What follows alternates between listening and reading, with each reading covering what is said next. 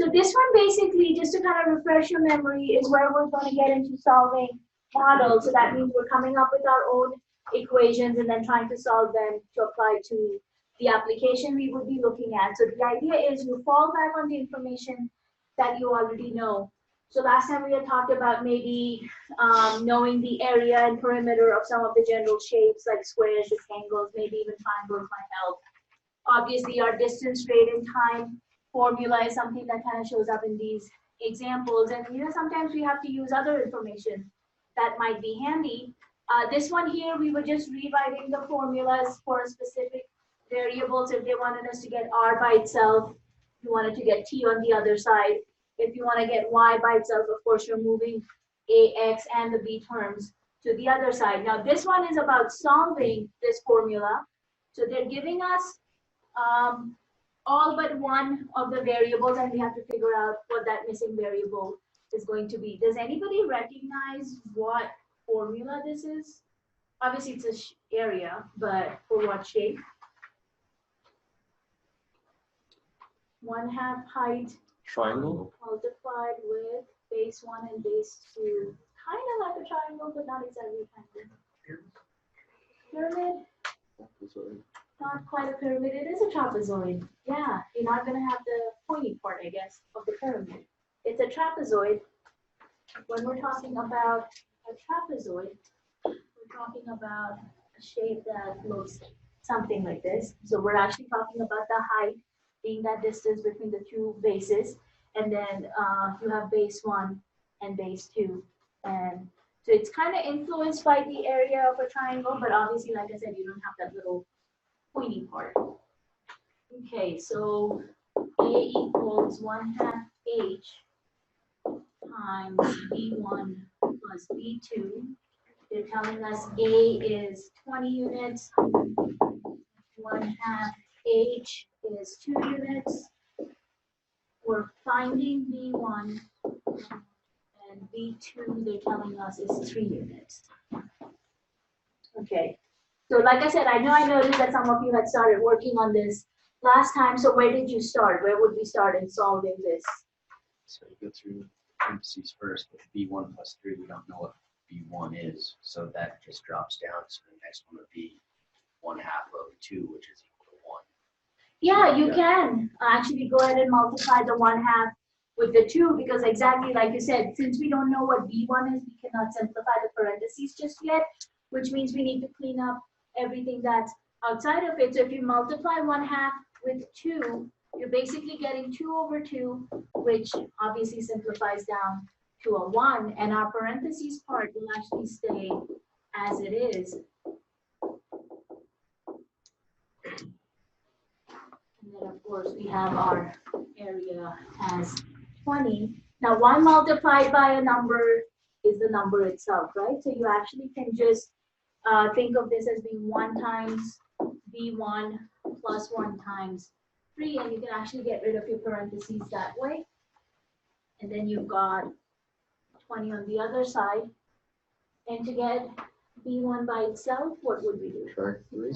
There you go, subtract 3. Which would end up giving us, very nice, 17. These guys cancel out.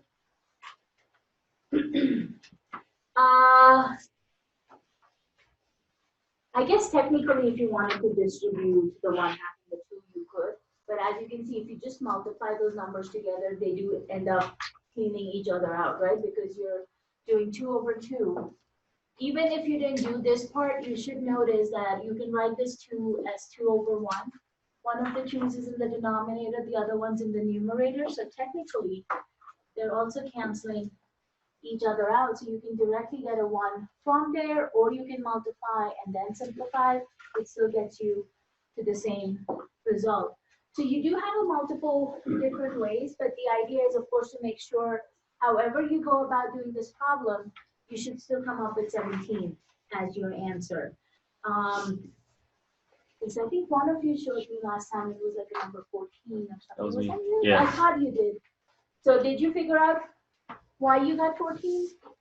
You told me why, because I didn't, because I times 2 in the parentheses instead of by the half. So you would have got 2b1 plus 6? Yeah. Okay, and then did you go back and divide by the 2 or multiply by the 1/2 again? Because it should have brought you back to b1 plus 3. You want to come see? So did you not do that? No, so you seem like it got stuck on here. Oh, okay. Yeah, you do have that.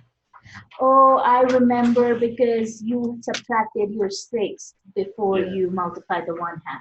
So technically that should have been a 3 once you took it to the other side. Okay, I did remember. Oh, seeing so I that. was divided by 2. So once you distributed this 2, Mhm. you should have gone back and distributed the 1/2, Oh, okay. which would have actually made that 6 back into a 3. And then you would have had the right answer. All right, questions on number 3? Okay, so we are actually getting into our applications now. If you go to the next page, we have our steps listed here. You know, obviously, the first step is going to be reading the problem, understanding what information is given to us, what information they're asking us to find out. Excuse me. So they're saying read it as many times as you think would help you to get the understanding. If it helps, draw a diagram, which I think for some of them, I have actually given you a little basic idea of what it should look like. But you know, again, just making a general diagram kind of helps us. We definitely want to get to that. Normally, we go for our unknown variable as x, but then depending on what problem you are working in, you can use other variables. So I think we're talking about the saddle height and the inside leg measurement in this next example. So you can definitely use a variable that would be more representative, or just go with x. And the idea is we just want one unknown variable. So if you have 2 quantities that may seem that they are unknown, if you define one of them as x, you want to define the other one also with x, but maybe with some other additional information. So don't make one variable x and the other one y. Because the more unknowns you have, the more difficult that problem becomes to solve. But if we can define all our variables in terms of x, you know, maybe one of them is x, the other one is 3x, then it's easy for us to solve them. But if you define one of them as x and the other one as 3y, now you have 2 different variables to solve. Okay, so that's what this one here is talking about. Once you have your information down, you know what the unknown variable you're going to call, then of course the idea is of putting it in the form of an equation with whatever information the problem is giving us, and if we can bring some known information from our own end. And then, you know, once you have the equation, then obviously it's about solving that equation, making sure we check the answer to make sure our math was correct, and then answering the original question that the problem is asking us about. So this one here is actually a pretty straightforward problem, because they're telling us that the saddle height on a bicycle should be 109% of the inside leg measurement of the rider. So they're telling us if the saddle height is 109% of the inside leg measurement, then what would the measurement for the inside leg be if the saddle height was 37 inches? So they're actually giving you the setup, or the equation, if you want to call it, in that first statement itself. So the idea is for us to recognize how to write it down, and then based on that, use the second part to come up with our answer. So saddle height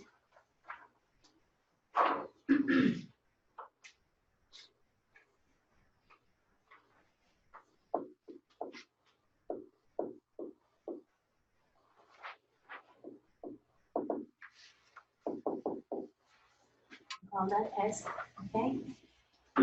They're telling us if the saddle height is 37 inches,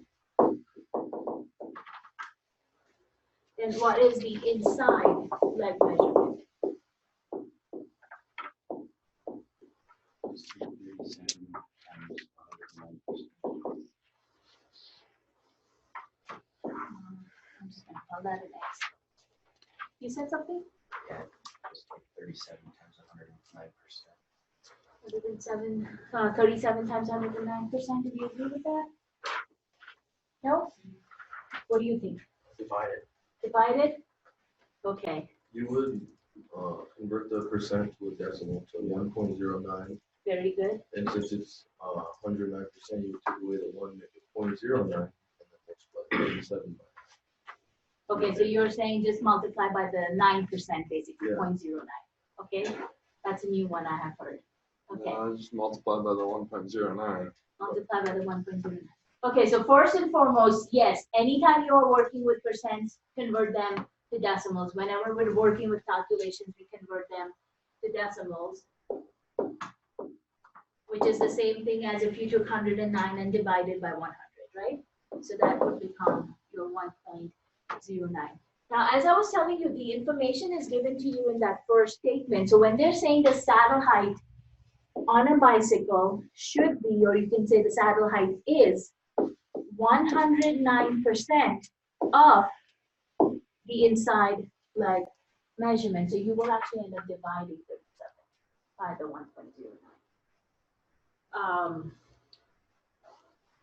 1.09. Not multiplying. So in this case, they're again just kind of rephrasing that statement. The saddle height of the bicycle is 109% of the inside leg measurement. So they're telling us the saddle height. Convert that to a percent. Whoa. Something is seriously wrong with today. And then of course you get x by itself. Since we're multiplying these two values, you go ahead and divide. Now, Iram, as you were mentioning, if you leave the 100 out and you just do the 9%, you would still need to end up dividing by 9%, but then you would have to go back and add the 37 to that number. So what do we get when we make this division happen? 33.9. 0.9, and did you have decimals after that? Yeah, it's 33.94, but Okay.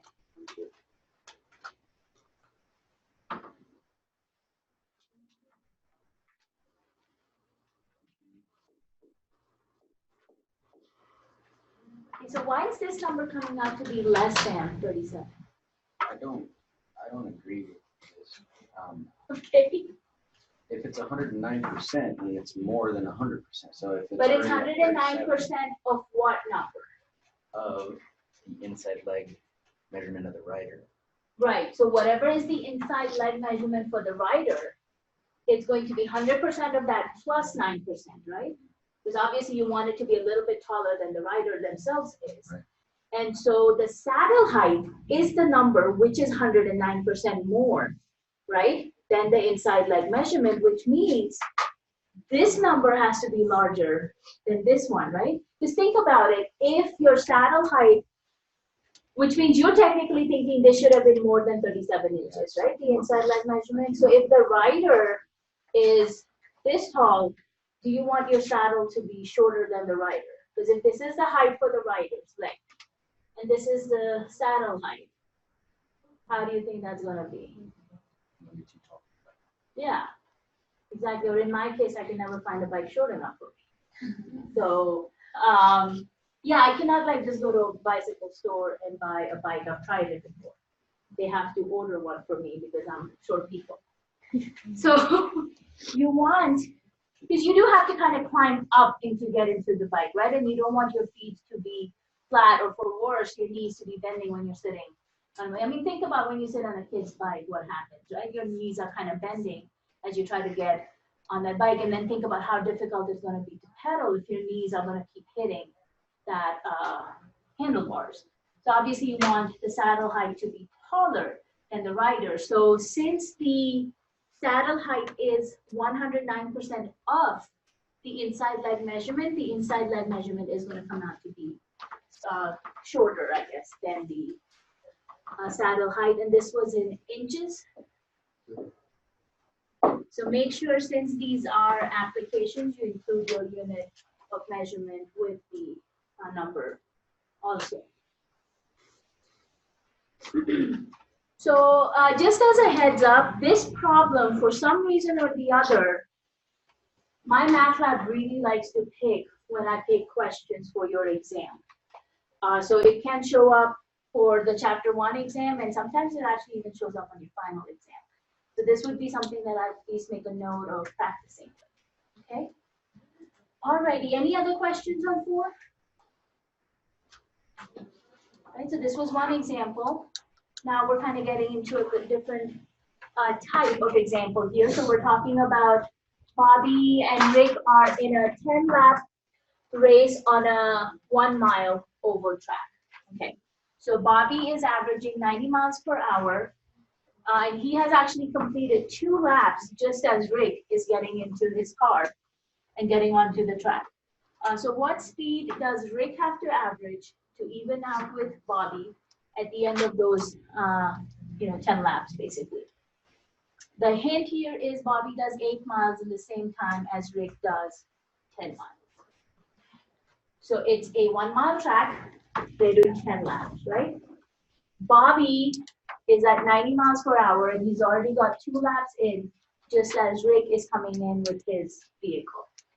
So they basically want to know what speed would Rick have to have so that they can average out with Bobby when they're finishing that last lap. And of course, they're telling us that Bobby is doing 8 miles in the same time that Rick is doing 10 miles. So just as a guess, what kind of speed do you think Rick should have? Can we divide out like 8 by 9 by 90? And times, Divide 8 by 90. yeah, and then times that by 10.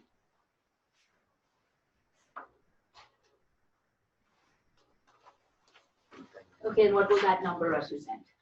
How much, and times that by 9 by 10. Okay, And that's how fast you should be going. how fast Rick should be going? Yeah. Okay, and what do you think in just general terms?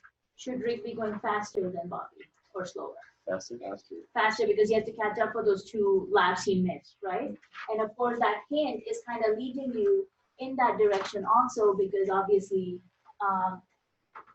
where Bobby is only doing 8 miles, Rick has already completed 10 miles, right? So obviously, we know Rick has to be going faster. Okay, so what do you think about this? Taking, what did you say, 90?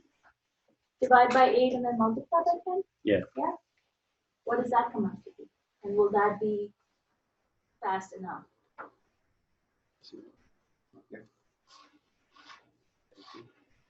So if you think about this, this is your distance, rate, and time problem, right? We have a distance, total of 10 miles. We know the speed for Bobby at least, right? We need to figure out what Rick's speed is. And additionally, they're also telling us how much distance they cover in the same amount of time. So when you set this up, you actually do need to fall back on your distance, rate, and time problem. This is what, 5.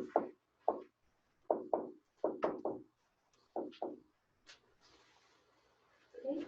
So basically your setup here is going to be, we know that in the same amount of time, Bobby does 8 miles when Rick does 10 miles. So we will actually be setting this up where we get T by itself and divide both sides by R so that we have this setup of D over R. And actually, Brian, right? Yeah. Yeah. Brian is correct. That's actually what your math is going to work out to be. So if we think about our 2 drivers,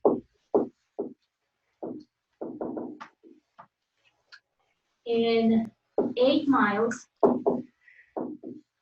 Rick does 10 miles, right? And they're telling us the speed at which Bobby is driving, which is 90 miles per hour. And we're actually trying to figure out what Rick's speed will be so that he can even out with Bobby. So this is actually what the setup of your equation is going to look like. And as I mentioned, it's actually going to come out to be exactly what Brian had said. So if we do this as our calculation, normally how do we solve a problem like this? Yeah, very good. You do a cross product, right? So our goal is to get that x by itself. You can start by doing a cross product on these numbers. we'll end up getting 8 times x equals 9 times 10, 900. And then to get x by itself, we divide both sides by 8.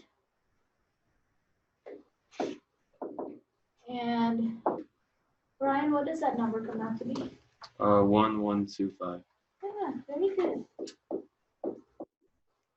This is of course speed, so that's going to be in your miles per hour. So think about it again. We technically were dividing 8 into 90, which is what you said, and then multiplied by 10. You should end up with the same thing. But formally, this is your distance, rate, and time. Since they're specifically telling us in the hint that in the same time, Bobby does 8 miles when Rick does 10 miles.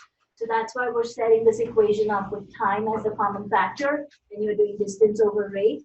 So distance for Bobby was 8 miles, his speed is 90 miles per hour.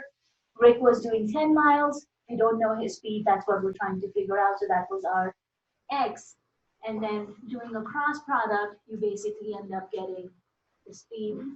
And we talked about, we know he has to be going faster than Bobby if he's going to catch up for those 2 extra laps or those 2 extra miles. So he is going at 112.5 miles per hour. This will be Rick's speed. Okay.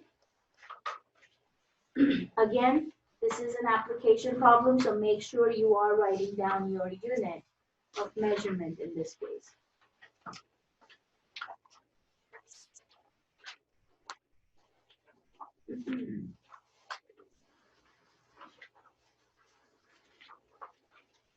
Questions on number 5?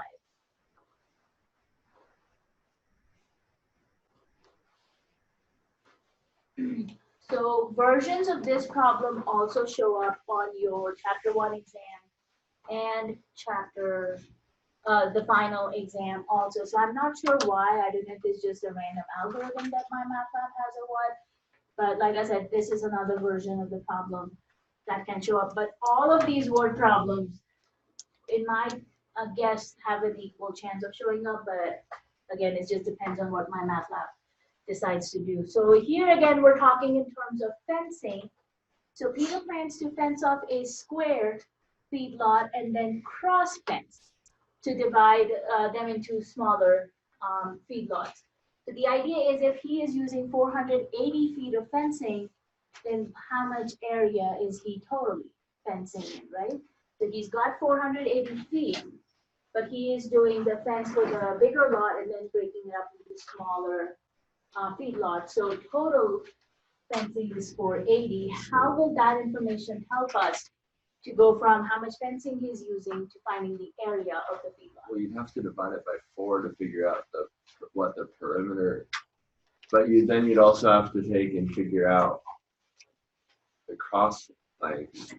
Very good. So I don't know. So it wouldn't be 480 divided by 4. It would be divided by 6. Be divided by 6. The reason for that is because if you were to separate each linear side. square, you're going to come up with 6 different rows. All should be equal length. So if you take 480 divided by 6, you'll get 80 feet per square. And how do you know they're equal lengths? Because it says it's square. Very good. So that's another information that's very crucial. They are specifically telling us these are square lots. And we know for a square, all 4 sides have the same length, right? Because if this was a rectangle, the information would change, our process would change. But the key thing here is these are square lots. He started out with a square feedlot to begin with, and even the smaller ones are going to be square. So yes, all of these sides are actually all 6 going to be the same measurement. And yes, that's why you can divide by 480 divided by 6, because then that tells you what is the length of each side, right? And it doesn't matter if you're looking at this side or this side, any of those, they're all going to be the same. All right, very good. So let's start with that. So we have total fencing, which is 480 feet. Yeah, feet. And then we've got 6 sides, so that's going to be 480 divided by 6, which gives us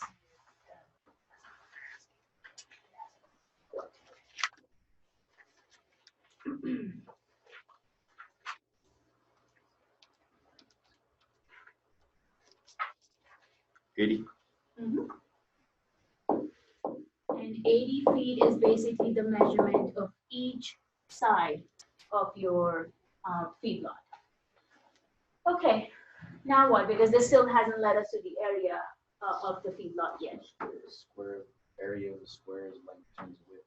Yeah, all right, let me go back to our image over here. So now we know each of these sides are going to be 80 feet, which means this is where we're falling on the information that we should have, which is what's the area of a square. Area of a square, you can think of it as being length times width if you're using the rectangle idea, or basically side times side. So now that we know what the measurement of each individual side is, your area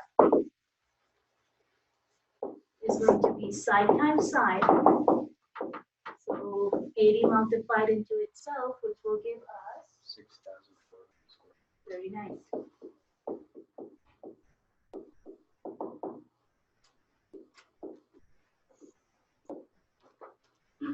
This is the entire area of the feedlot.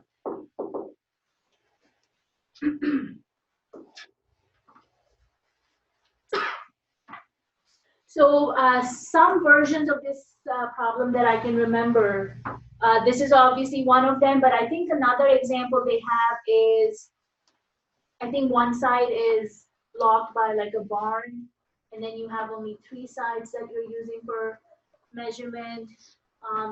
So it does kind of give you a couple different versions of this problem. Definitely practice with them, and if you have a question on any one of those examples, please come in, let me know, and we can work on anything you get stuck on. But usually the idea here is they give you the fencing, which represents your perimeter basically, right? You use the perimeter to calculate your measurement for the side, the length, or the width, depending on what shape you're looking at. And then using that information of your side to come up with the area of your, in this case, feedlot. I think they've done this with like gardens and just different kind of things that they go up with. Okay. Questions on 6? Can you show the math again? Oh, yeah. So starting out with our 480, divide by 6 to get the measurement of each side of the fence, and then using that side to calculate our area. So 80 times 80. All right, thanks. All right, you're welcome. All right, so we've looked at just using that idea of the percentage being multiplied with the inside line measurement to get your satellite. We looked at the distance, rate, and time example, which was Bobby and Rick got with their race. We've got this one based on perimeter and area of whatever shape I guess you're looking at. So the next one is what we call as a work problem. And this was just a goofy example, but most of the work problems are kind of very similar to that. I just like that this one was talking about Batman cleaning up Gotham City. So they're telling us if he's working alone, it takes him 8 hours to clean up the crime in Gotham City. If Robin does it alone on his own, then obviously it's taking him a little bit longer. It's 12 hours. So the idea is if they both start fighting together, with Robin starting at 8 o'clock, Batman is coming 2 hours later. They want to know how long it will basically take them to clean up the crime and at what time. They want the exact time. When will they finish with their work? So it's called a work problem because we're basically saying they're performing this job, right? It can be cleaning crime. They talk in terms of printers, how long, if you did a job of, I don't know, printing 500 copies, one printer might take 3 hours to do it, another one might just do it in 2 hours. They do it with water pumps. They do it with, oh God, what examples I have seen? Typists, so one person might have a faster typing speed than the other one. I think like summer jobs, if you're raking somebody's yard with leaves and stuff like that. So just kind of different things, but you're always performing the same job, right? So you're one person is raking the yard and he works this fast, the other one works a little bit slower. So these are what we call as work problems. How fast does somebody do this one particular job? So obviously Batman does work faster because he's only getting it done in 8 hours, with Robin taking 12 hours to do that same job. So your general setup for these sort of problems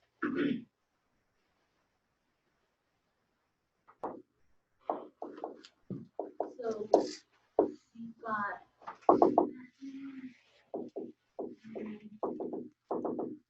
Robin. So he is getting the job done in 8 hours. Robin is taking 12 hours.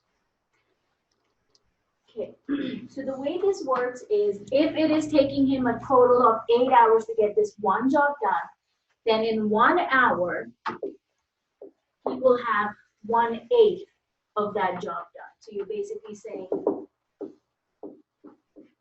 in 1 hour, Batman will only have 1/8 of the city cleaned up. Since Robin takes 12 hours to get his job done, in 1 hour, he will have only cleaned up 1/12 of the city, right? Just because he is obviously working a little bit slower. Okay. The other difference that we have, other than how fast they do their job, they're also telling us that Robin started fighting crime at 8 a.m., whereas Batman joins him 2 hours later at 10 a.m. So they're not even starting at the same time. So we have to take that into consideration also when we're setting up this problem. So let's say, since Robin takes a longer amount of time, you can use X, but since we're trying to figure out time here, I'm using T as my variable. So I'm going to assign T as the number of hours it takes Robin to get the job done.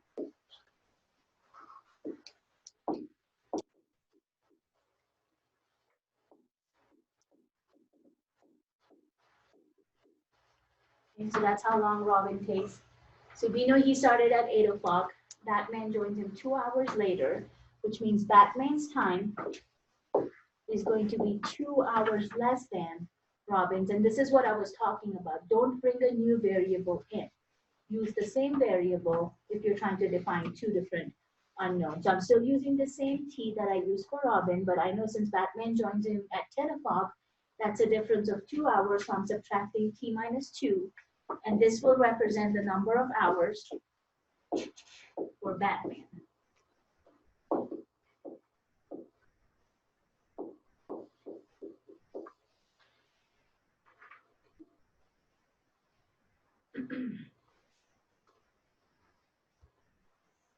So how do we put all of this together now? In 1 hour, Batman is getting 1/8 of the job done.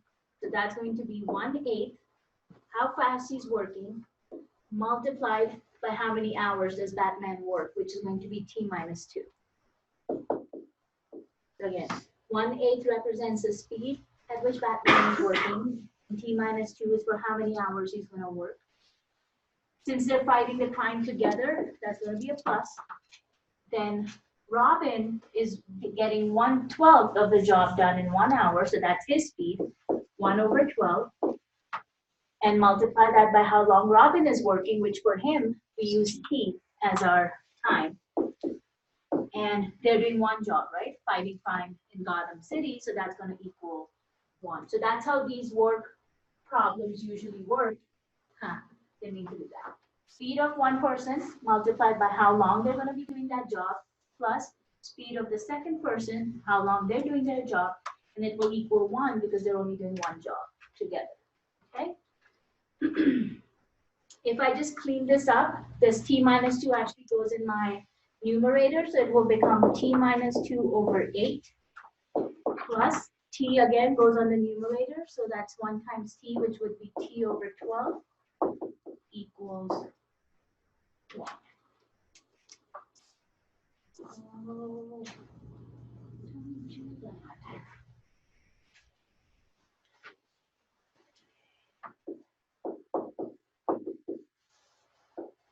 There we go. So how would you go about finding that value of T? What can we do here? Income. Okay, so between 8 and 12, and this guy, of course, will technically be 1 on the right-hand side. So between 8 and 12, what do you think our least common denominator should be? Does 12 go evenly into 8 or 8 go evenly into 12? No, you're gonna have some decimal left behind. So let's do a multiple of 12. So 12 times 2 is 24. Does 8 go evenly into 24? Yeah. Yeah, so that means you can actually use 24 as your least common denominator. Now again, remember, I like to get rid of my denominators, but if you don't, you can basically multiply this by what number to make it into 24? 3, yeah. Multiply this by 3, multiply this by 2, multiply this by 24. But why carry on denominators when we don't have to? So this is why I usually end up multiplying by the least common denominator itself. So each term should get multiplied by 24. 8 goes into 24 3 times. 12 goes into 24 2 times, and we get rid of our denominators.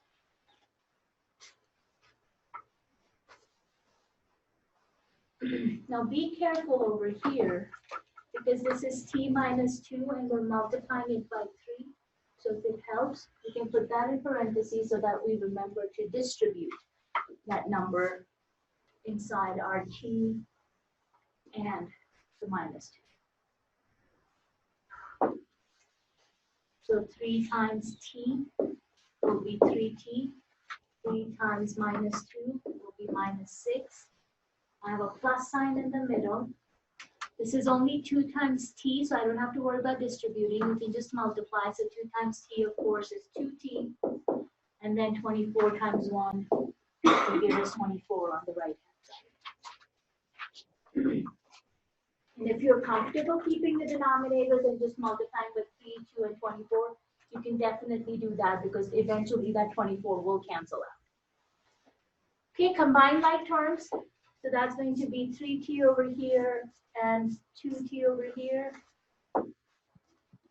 which will add up to 5t. There you go, 5t minus 6 equals 24. What should we do next? 5 by 6? Not divide. Add 6. Add, right? Because it's minus 6, so the opposite of minus is plus. So we add 6, and that will end up giving us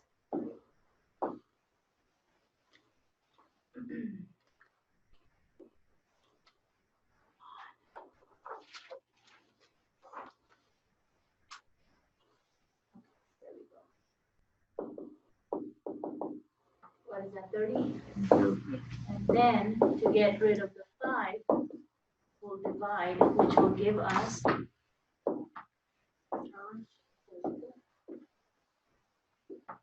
now 6 hours is telling us, remember t was the time for Robin.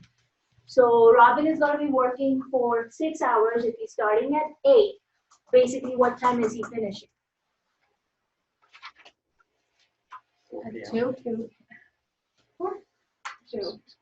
2, right? 9, 10, 11, 12, 1, and 2. So he finishes at 2 p.m. Because 4 p.m. means he's been working for 8 hours, right? So 6 hours. That man started 2 hours late. He started at 10. So he was t minus 2, which will, of course, if t is 6, will be 6 minus 2. So Batman only worked for 4 hours. What time is he finishing?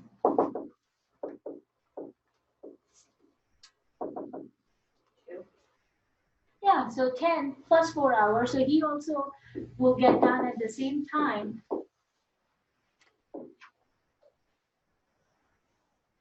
They should both finish at the same time. So remember, the question was asking us at what time will they have all of the crime cleaned up. So they were specifically asking us for the time itself. So your answer here would be 2 p.m. If they said how many hours, then we would say 6 hours for Robin, 4 hours for Batman. So it just really depends on the specific question they ask you.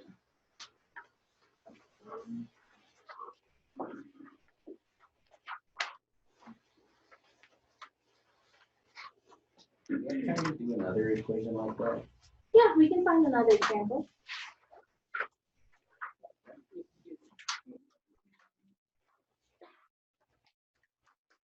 Questions on this specific one, that may not be. Okay, so remember the general setup will be the same. I'm not sure what work my MATLAB problems will have because they keep changing on us. But the general setup should be the same. Speed of one person or one machine multiplied by how long it's going to take them to get that job done, plus the speed of, again, the person or the machine multiplied by how long it takes them to get that job done equals 1. Okay, and it should always equal 1 because you're only doing one job. Okay, so that was number 7, and you should have a number 8 on the back. There isn't, there is not a number 8. You have on yours, I have it. you have on yours, and you don't? I have it. You do. Who said they do? You don't. I don't either. Yeah, I think the new people, I think the new sense have it. Mine's a number. Yeah, so it's one. And see, I ran out of 1.2. Why don't you guys have a problem on the back? I don't know. Okay. I think the people that like, I don't know. Let's see real quick. Uh-huh. And then you will complain when you see this on homework, or worse, the exam, you're like, I don't know how to do this. Don't put it in. Kind of have to. Alrighty. Well, I apologize. I have absolutely no idea. How many of you don't have the problem on your number 8? Is it really just the 2 of you? Yes. I guess I didn't like you very much. I honestly don't know why I'll you just don't have to have write that. it or That is something. so weird. So yes, I do apologize. Please go ahead and write the problem down. So Wow. that is very interesting. I need to make sure that doesn't happen next time.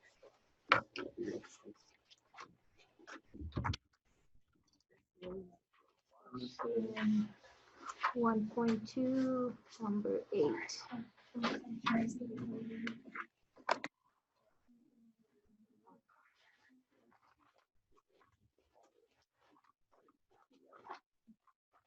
Wow.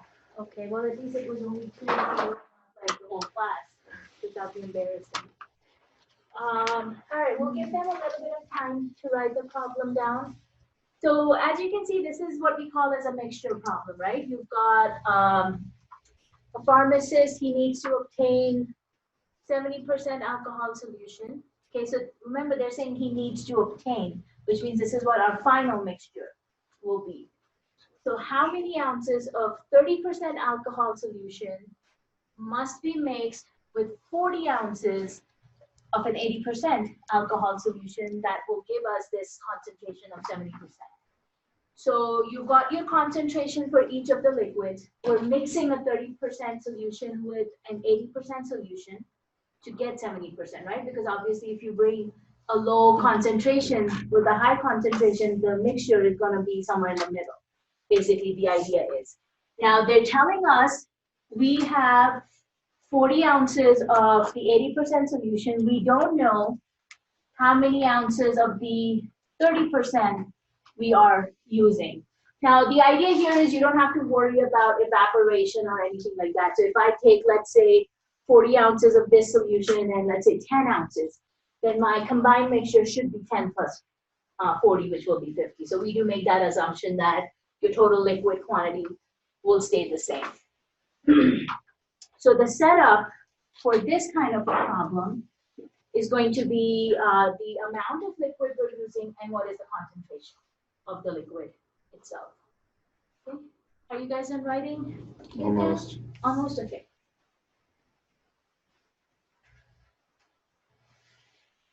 And then we'll find another work problem for us to work. Okay.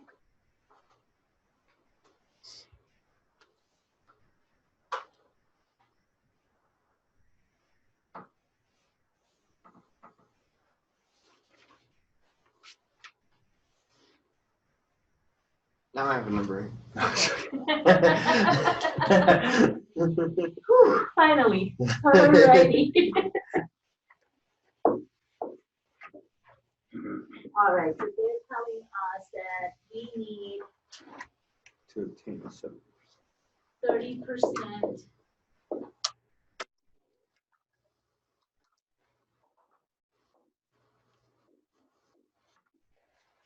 Oh, I cannot spell alcohol.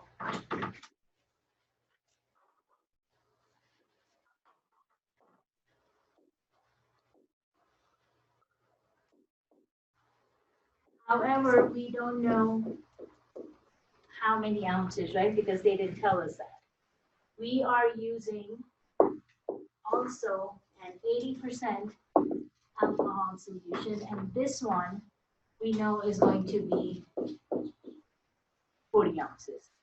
When we mix the two liquids together, we will end up getting a 70% alcohol solution, which will be a total of what these two quantities are. So this guy will actually be X plus those 40 ounces.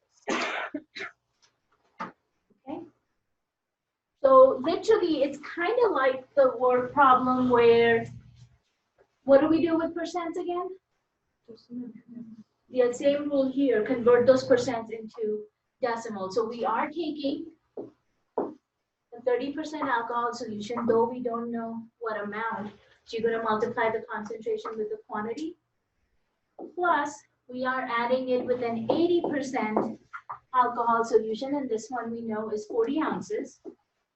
We are hoping that the result will be a 70% alcohol solution, which will be a total of X plus 40 in our quantity. So that's actually how this setup works out, is we take the concentration and the amount for each of the two liquids we are mixing together, which will give us the resulting concentration with the total number of quantity or ounces in this case. So since on the right-hand side we have parentheses X plus 40, which obviously means that the 70% or the 0.7 has to be distributed with both the numbers inside the parentheses, and then of course we'll try and clean up the left-hand side. So this guy, of course, will stay the same. And you can actually just write it as 0.3 if you want. The reason I do 0.30 is because some examples will give you like 48% concentration, so you should know it will be 0.48. You don't want to round anything off. What's 0.80 multiplied by 40?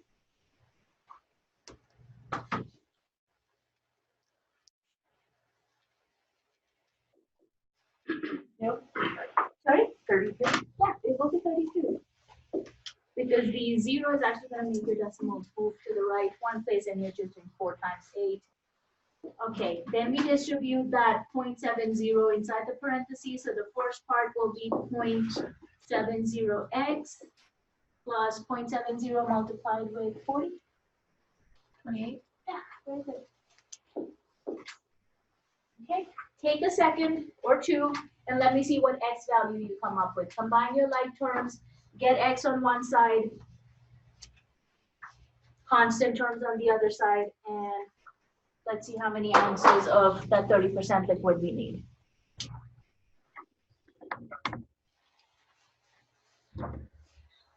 Okay. Yeah, 10 ounces, very good. So what happens here is, if you want to avoid negative numbers, you can actually go ahead and subtract the negative 0.30x. If you subtract the 0.70x, you'll end up with a negative number, but that's okay because negatives will cancel each other out. So this guy is gone. This one here is basically 7 minus 3, so it ends up giving you 0.40x. Since I moved my x to that side, I'm going to move my 28 to the other side. So we subtract 28. And you're going to These guys will cancel out. 32 minus 28 will leave you behind with 4, right? Yeah. And then to get x by itself, we would end up dividing by 0.70 40. Again, these guys will cancel out and we end up getting x equals 10 ounces, or you can write 10 ounces, it doesn't matter. So it cancels out the decimal part? Yeah, because when you do 4 divided by 0.4, what basically happens is I would actually be moving that decimal one place to the right, so you would be adding a 0 on the top. So technically you end up dividing 40 by 4, which is where the 10 comes. But yeah, your decimal will disappear. You should have nice and clean 10 as your answer for this. And you know, when I said 10 plus 40 ounces earlier, I was really making a guess because I don't have the answer written down. So I'm kind of surprised that it actually did come out to 10 ounces. So, but this is kind of what our mixture problem looks like. So you can see it's the same idea for all of these linear application problems that we have done. All of these were linear equations, but so many different ways to solve them. We did the distance, rate, and time with Bobby and Rick doing that 10-mile race, with your fencing for the feedlot. Obviously, we have our mixture problem. We did the Batman and Robin as the wharf problem. And then, of course, we had that bicycle example. So just different varieties of problem for essentially the same kind of equation solving.